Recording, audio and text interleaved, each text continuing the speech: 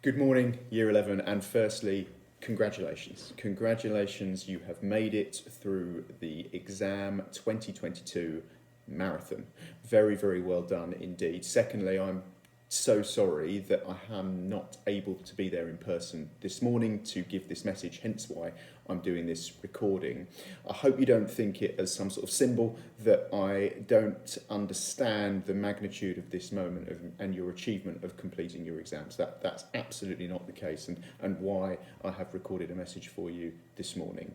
The 5-year journey of any year group is turbulent. There are ultimately trials, there are tribulations, there are tears, there is triumph. But you, of course, have had to deal with so much more. I've said many times that I've got great affection for you as a year group. You've had such enormous change from year 7, both within the school community and, of course, outside the school gates as well. And yet you've remained such a close-knit group of young people. Often that's united through sport or through the arts or just through a shared brilliant sense of humour. It's been great in many ways that you have had a more normal Year 11 experience than, of course, the previous 2 years.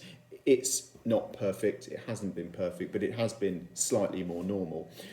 But with that, of course, you've had the added pressure of high-stakes examinations, of revision and the pressures of revision, and, of course, the inevitability and anxiety of opening up that brown envelope in August. But now is not the time to think about that.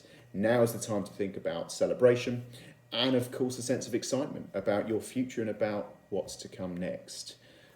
And on that, Frankie, I'm no longer going to tell you to take out your AirPods. What a result. The Year 11 chapter now comes to a close, or is coming to a close, and the post-16 one is on the horizon. And I can remember that time fondly myself. I can remember the greater sense of independence that came with this. I can remember me thinking about the career that I might want to get into, and I also remember shaping the person that I wanted to try to become. At that time, I wanted to be a frontman of an indie rock band that, quite unsurprisingly, didn't materialise. But we live in an ambitious and unsupportive world where ambition is key, where individuals are pitched against each other, where there is a competitive dog-eat-dog environment, and that's seen as the greatest success. Whoever wins that battle is the most successful. And I just want to pitch something different to you this morning. I want to define success differently to you. My pitch to you is that success isn't solely about wealth or winning competitions or getting 12 grade 9s. These are, of course, brilliant achievements, but they are built on foundations of success. True success lies underneath those achievements. It lies in who you are as a person.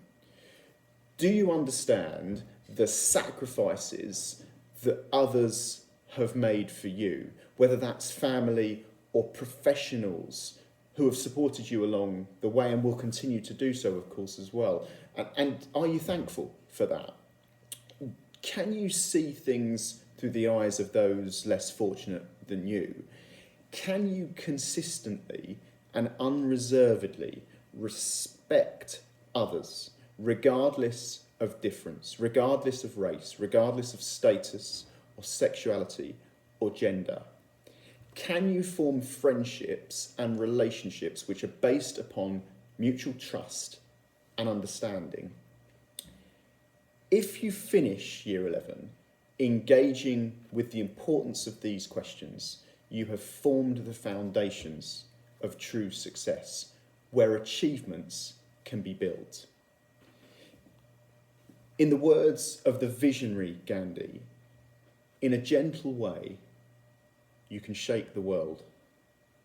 I look forward to seeing many of you next week at our step up to sixth form, but until then, best wishes to you all.